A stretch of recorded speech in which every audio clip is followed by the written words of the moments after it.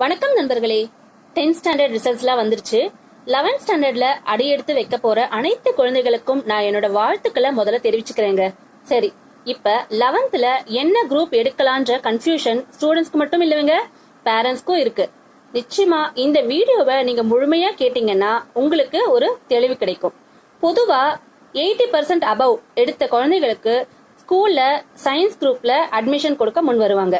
ஆனா ஸ்டூடெண்ட்ஸ் நிச்சயமா உங்களுக்கு சயின்ஸ் ரொம்ப பிடிச்சா மட்டும் அந்த சயின்ஸ் குரூப் நீங்க எடுத்துக்கோங்க.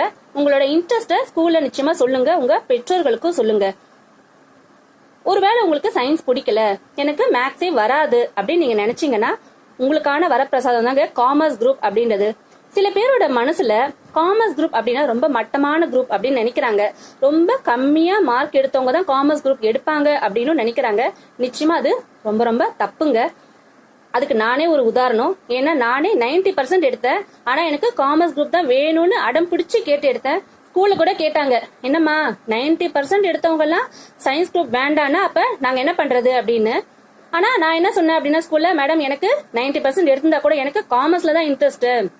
அட்லீஸ்ட் என்னோட சீட் வந்து நீங்க வேற யாராவது சயின்ஸ் குரூப்ல இன்ட்ரெஸ்ட் இருக்கவங்களுக்கு கொடுத்தீங்கன்னா நிச்சயமா அவங்க நல்லா ஷைன் ஆவாங்க இல்லையா. யாருக்கு சயின்ஸ் குரூப்ல இன்ட்ரெஸ்ட் இருக்கோ நீங்க அவங்களுக்கு கொடுங்க மேடம் அப்படின்னு நான் சொன்னேன். நிச்சயமா என்னோட சீட் வேற யாருக்காவது கிடைச்சு அவங்க நிச்சயமா இன்னைக்கு நல்லா இருப்பாங்கன்னு நான் நினைக்கிறேன். காமர்ஸ் குரூப் எடுக்கிறதால என்ன பெனிஃபிட் அப்படின்னு நம்ம இப்ப தெரிஞ்சுக்கலாங்க. உங்க குழந்தைங்களுக்கு பிசினஸ் பண்றதுல இன்ட்ரெஸ்ட் இருக்கு அப்படின்னு நீங்க நினைச்சீங்கன்னா அதுக்கு சரியான குரூப் இந்த காமர்ஸ் குரூப் தாங்க. சரி, காமர்ஸ் அப்படின்ற வார்த்தைக்கு என்ன அர்த்தம் அப்படின்னா ட்ரேடு. ட்ரேடுனா பையிங் அண்ட் செல்லிங் அர்த்தம். நீங்க பிசினஸ் சம்பந்தப்பட்ட எல்லா விஷயமும் நீங்க படிக்கணும்னா நிச்சயமா இந்த காமர்ஸ் குரூப் தான் நீங்க எடுக்கணும். இந்த காமர்ஸ் குரூப்ல என்னென்ன சப்ஜெக்ட்ஸ் இருக்கு அப்படின்னு இப்ப பாக்கலாங்க. எப்பவும் போல நமக்கு லாங்குவேஜ் இருக்கும், தமிழ், இங்கிலீஷ். இது தவிர நம்ம commerce, economics, accountancy, business maths அப்படின்னு நம்ம சப்ஜெக்ட்ஸ் படிப்போம். சில ஸ்கூல்ஸ்ல பாத்தீங்கன்னா பிசினஸ் மேக்ஸுக்கு பதிலா கம்ப்யூட்டர் சயின்ஸும் வச்சிருப்பாங்க. ஏன்னா மேக்ஸே வராது, எனக்கு வேண்டவே வேண்டாம் மேக்ஸ் அப்படின்னு சொல்றவங்களுக்காக அது கம்ப்யூட்டர் சயின்ஸ் வச்சிருப்பாங்க. சரி, இப்ப காமர்ஸ் அப்படின்ற சப்ஜெக்ட வந்து பிசினஸ் ஸ்டடீஸ் அப்படின்னு சிபிஎஸ்இ சொல்றாங்க. அதுல நம்ம எதை பத்தி படிக்க போறோம் அப்படின்னா என்ன மாதிரியான பிசினஸ் நீங்க ஆரம்பிக்கணும்னு நினைக்கிறீங்க. நீங்க சின்ன பெட்டி ஷாப் ஆரம்பிக்கணும்னு நினைக்கலாம், இல்லாட்டி ஒரு பார்ட்னர்ஷிப் கன்சர்ன் ஆரம்பிக்கணும்னு நினைக்கலாம், இல்லாட்டி ஒரு கம்பெனி ஆரம்பிக்கணும்னு நினைக்கலாம். என்ன மாதிரியான கம்பெனிக்கு என்னென்ன மாதிரியான ரூல்ஸ் இருக்கு. இப்ப நீங்க ஒரு பார்ட்னர்ஷிப் ஆரம்பிக்கிறீங்க அப்படின்னா மினிமம் எத்தனை பேரு அதுல மெம்பர்ஸ் இருக்கலாம், மேக்சிமம் எத்தனை மெம்பர்ஸ் இருக்கணும், நீங்க எப்படி ரிஜிஸ்ட்ரேஷன் பண்ணணும், என்ன மாதிரியான அக்கௌண்டிங் நம்ம போடலாம் அப்படின்றத பத்தி தான் நம்ம காமர்ஸ்ல படிப்போம். அதே போல நீங்க வந்து ஒரு கம்பெனி வச்சிருக்கீங்க அப்படின்னா நீங்க பிரைவேட் கம்பெனியா பப்ளிக் லிமிடெட் கம்பெனியா. நீங்க பிரைவேட் லிமிடெட் கம்பெனி ஆரம்பிக்கணும்னா அதுக்கு என்னென்ன ரூல்ஸ் இருக்கு, பப்ளிக் லிமிடெட் கம்பெனினா அதுக்கு என்ன மாதிரி ரூல்ஸ் இருக்கு, என்ன மாதிரியான ஷேர்ஸ் இஷ்யூ பண்ணலாம், ஷேர்ஸ்ல நிறைய டைப்ஸ் இருக்கு. சோ நீங்க எப்படி உங்க கம்பெனிக்கு நீங்க ஃபண்ட்ஸை ரேஸ் பண்ண முடியும், சோ என்ன மாதிரியான நீங்க ஷேர்ஸ் இஷ்யூ பண்ணி எப்படி நீங்க விளம்பரப்படுத்துறது உங்க கம்பெனியை ப்ராஸ்பெக்டஸ் மூலமா, எப்படி அந்த ப்ராஸ்பெக்டஸ்ல என்னெல்லாம் இருக்கணும், எப்படி நீங்க அதை பப்ளிக்கு இஷ்யூ பண்ணுவீங்க. இந்த மாதிரி நிறைய விஷயங்கள் நம்ம காமர்ஸ் அதாவது பிசினஸ் ஸ்டடீஸ் அப்படின்ற சப்ஜெக்ட்ல படிப்போங்க. அடுத்தது எக்கனாமிக்ஸ். எக்கனாமிக்ஸ்னா பொருளாதாரம் அப்படின்னு உங்களுக்கு நல்லாவே தெரியும். இதுல மைக்ரோ எக்கனாமிக்ஸ், மேக்ரோ எக்கனாமிக்ஸ் இருக்குங்க. இதுல வந்து மைக்ரோ எக்கனாமிக்ஸ்ல பாத்தீங்கன்னா நீங்க டிமாண்ட் அண்ட் சப்ளை பத்தி படிப்பீங்க, எப்படி பிரைஸ் டிட்டர்மைன் பண்றது அதை பத்திலாம் நம்ம படிப்போம். அடுத்ததா பாத்தீங்கன்னா மேக்ரோ எக்கனாமிக்ஸ் ரொம்ப ரொம்ப சிம்பிளா ஈஸியா உங்களுக்கு புரியுற மாதிரி சொல்லணும் அப்படின்னா நம்ம வீட்டுல நம்ம சம்பளம் வாங்குறோம் இல்லையா, அந்த சம்பளம் வாங்குறத நம்ம எதுக்கெல்லாம் செலவு பண்ணணும் அப்படின்ற நம்ம பிளான் பண்ணுவோம் இல்லையா.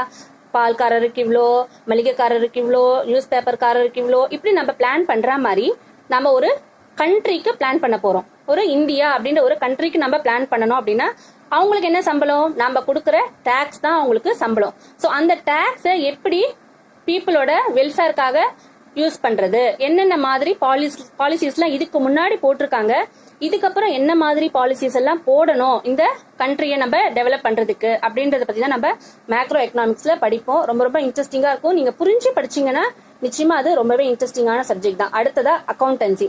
அக்கௌண்டன்சின்றது நம்ம புதுசா ஒண்ணு படிக்க போறது இல்லைங்க. நம்ம வீட்டுல வரவு செலவு கணக்கு பாக்குறோம் இல்லையா, அதேதான் நம்ம ஒரு ஆபீஸ்ல வரவு செலவு கணக்கு பாக்குறதா இருந்தா எப்படி பாக்குறது. ஒவ்வொரு வகையான கம்பெனிக்கும் நமக்கு ஒவ்வொரு வகையான ரூல்ஸ் இருக்கு, அக்கௌண்டிங் ஸ்டாண்டர்ட்ஸ் இருக்கு.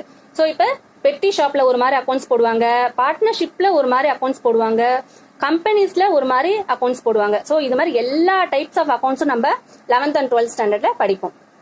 அடுத்தது உங்களுக்கு பிசினஸ் மேக்ஸ் அண்ட் ஸ்டாட்டிஸ்டிக்ஸ். உங்களுக்கு தெரியும் பிசினஸ்க்கு தேவையான கணக்குகள் எப்படி பாக்குறது அப்படின்றது. அடுத்தது ஸ்டாட்டிஸ்டிக்ஸ் புள்ளி விவரங்கள். ரொம்ப ஈஸியா சொல்லணும்னா இப்ப நம்ம சொல்றோம் இல்லையா, 10 வருஷத்துக்கு ஒரு தடவை நமக்கு சென்சஸ் எடுக்கிறாங்க, எத்தனை ஆண்கள் எத்தனை பெண்கள் இருக்காங்க அப்படின்றத பத்தி. அதே மாதிரிதான் ஒவ்வொரு புள்ளி விவரம், மீன், மீடியன், மோட், இதெல்லாம் நீங்க 10th ஸ்டாண்டர்ட்லயே படிச்சிருப்பீங்க. அதோட இம்ப்ரூவ்டா நீங்க நிறைய மெத்தட்ஸ்ல படிப்பீங்க, மீன், மீடியன், மோட், இன்னும் நிறைய விஷயங்கள். இது தவிர உங்களுக்கு கம்ப்யூட்டர் சயின்ஸ்ல நீங்க ப்ரோக்ராமிங் ஒரு பேசிக் லெவல் நீங்க படிக்கிற மாதிரி இருக்கும் 11th and 12th ஸ்டாண்டர்ட்ல. பொதுவா பாத்தீங்க அப்படின்னா நிறைய பேர் காமர்ஸ் குரூப்பை ரொம்ப மட்டமான குரூப்பா நினைக்கிறாங்க. ஆனா அப்படி இல்லைங்க. நீங்க பாத்தீங்கன்னா நிறைய சார்ட்டர்ட் அக்கௌண்டன்ஸ் ரொம்ப சொசைட்டில புகழாவே இருக்காங்க. அவங்கள எப்படி அந்த சார்ட்டர்ட் அக்கௌண்டன்ட் ஆனாங்க அப்படின்னா நிச்சயமா இந்த காமர்ஸ் குரூப் எடுத்ததாலதான்.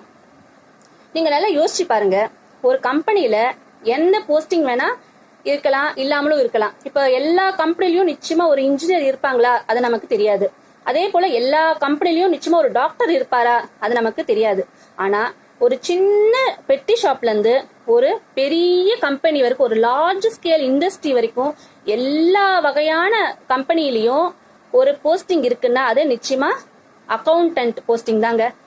நிச்சயமா அந்த அக்கௌண்டன்ட் போஸ்டிங் அப்படின்றது நமக்கு வேலை என்னைக்குமே உண்டு அப்படின்றத நிரூபிக்கிற மாதிரியான ஒரு போஸ்டிங் தான். இது வரைக்கும் எனக்கு தெரிஞ்சு காமர்ஸ் படிச்ச எந்த ஸ்டூடெண்ட்டுமே வேலை கிடைக்கல அப்படின்னு சொல்லி நான் பார்த்ததே இல்லைங்க. ஏன்னா காசு தான் எல்லாமே இல்லையா, காசுக்காக தான் எல்லாரும் உழைக்கிறாங்க. சோ நிச்சயமா அந்த அக்கௌண்டன்ட் போஸ்ட் நிச்சயமா எல்லாருக்கும் கிடைக்கும். அக்கௌண்ட்ஸ் அசிஸ்டன்ட் முதல்ல அவங்க ஸ்டார்ட் பண்ணும்போது அக்கௌண்ட்ஸ் அசிஸ்டண்டா ஸ்டார்ட் பண்ணுவாங்க. அதுக்கப்புறமா தான் அக்கௌண்டன்ட் ஆவாங்க. அதுக்கப்புறம் அவங்க சார்ட்டர்ட் அக்கௌண்டன்ட்டுக்கு படிச்சாங்க அப்படின்னா அவங்க சார்ட்டர்ட் அக்கௌண்டன்ட் ஆகலாம். நிறைய பேருக்கு ஒரு டவுட் இருக்கு, சார்ட்டர்ட் அக்கௌண்டன்ட்னா என்ன அப்படின்றது. நான் ரொம்ப ஈஸியாவே உங்களுக்கு புரியுற மாதிரி சொல்றேங்க. எல்லா இடத்துலயுமே தப்பு நடக்க சான்ஸ் இருக்கு இல்லையா, அதே போல இப்போ ஒரு கம்பெனில அக்கௌண்ட்ஸ் போடுவாங்க இல்லையா. அப்ப அக்கௌண்ட்ஸ் போடும்போது சில பேர் அக்கௌண்டன்ட் தெரிஞ்சிருக்கும், சில பேர் தெரியாம என்ன பண்ணுவாங்க, தப்பு பண்ண சான்சஸ் இருக்கு இல்லையா அக்கௌண்ட்ஸ்ல. சோ அந்த மாதிரி இருக்கிறத வருஷ கடைசியில என்ன பண்ணுவாங்க, ஒரு சார்ட்டர்ட் அக்கௌண்டன்ட் கிட்ட காமிப்பாங்க. அவங்க என்ன பண்ணுவாங்க, அந்த அக்கௌண்ட்ஸ் எல்லாம் செக் பண்ணுவாங்க. ஆபீஸ்ல கூட ஏதாவது டவுட்ஸ் இருந்ததுன்னா அதை சார்ட்டர்ட் அக்கௌண்டன்ட் கிட்ட கேட்பாங்க. இந்த மாதிரி எப்படி போடலாம் இந்த என்ட்ரிஸ அப்படின்ட்டு அவங்களும் ஹெல்ப் பண்ணுவாங்க. அதே சமயம் ஏதாவது மிஸ்டேக்ஸ் இருந்ததுன்னா அந்த சார்ட்டர்ட் அக்கௌண்டன்ட் கண்டுபிடிப்பாங்க. ஏன்னா டாக்ஸுக்கு எல்லா விஷயத்துக்குமே உங்களுக்கு அந்த ஆடிட் ரிப்போர்ட் அப்படின்றது ரொம்ப ரொம்ப யூஸ்ஃபுல்லா இருக்கும். நிச்சயமா டெஃபினட்டா கேட்பாங்க அந்த ஆடிட் ரிப்போர்ட்ன்றது. ஸோ ஒரு ஆடிட்டரோட ஒர்க் என்ன அப்படின்னா ஒரு கம்பெனி போட்ட அக்கௌண்ட்ஸ் எல்லாமே கரெக்டா இருக்கா, ஸோ எல்லாமே ஆஸ் பர் அக்கௌண்டிங் ஸ்டாண்டர்ட்ஸ் அவங்க எல்லாமே அக்கௌண்ட் பண்ணிருக்காங்களா, எந்த முக்கியமான விஷயத்தையும் விட்டுடலையா, டிஸ்க்ளோஷர் அப்படின்னு சொல்லுவாங்க, எல்லாத்தையுமே முக்கியமான விஷயங்களை வெளிப்படுத்திருக்காங்களா அப்படின்றத செக் பண்றது தாங்க ஆடிட்டரோட வேலை. நிச்சயமா ஆடிட் ரிப்போர்ட்ன்றது ஒரு கம்பெனிக்கு ரொம்ப ரொம்ப முக்கியமான விஷயம். அவங்க கம்பெனி இம்ப்ரூவ் ஆகுறதுக்கும் சரி, அவங்களோட ரெப்யூட்டேஷனை இம்ப்ரூவ் பண்றதுக்கும் சரி.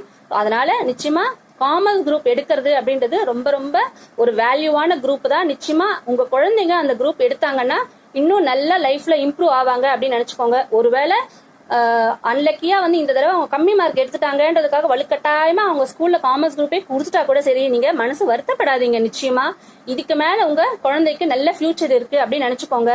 குழந்தைகளே நீங்களும் தெரியாம 10th நம்ம சரியா படிக்காம மார்க் கம்மியா எடுத்துட்டா கூட அட்லீஸ்ட் இந்த காமர்ஸ் குரூப்ல நீங்க நல்லா படிச்சு நல்ல மார்க் எடுத்தீங்கன்னா நிச்சயமா உங்களுக்கு ஒரு நல்ல ஃபியூச்சர் இருக்கு. நாளைக்கு நீங்களும் என்ன மாதிரி பெருமையா சொல்லலாம், நானு நல்ல மார்க் எடுத்து இன்னைக்கு நான் நல்லா ஷைன் ஆகுறேன் லைஃப்ல, காமர்ஸ் குரூப் தான் எடுத்தேன் அப்படின்னு நீங்களும் ஒரு 100 பேருக்காவது நிச்சயமா சப்போர்ட் பண்ணுங்க உங்க குரூப்பை, உங்க கோர்ஸை.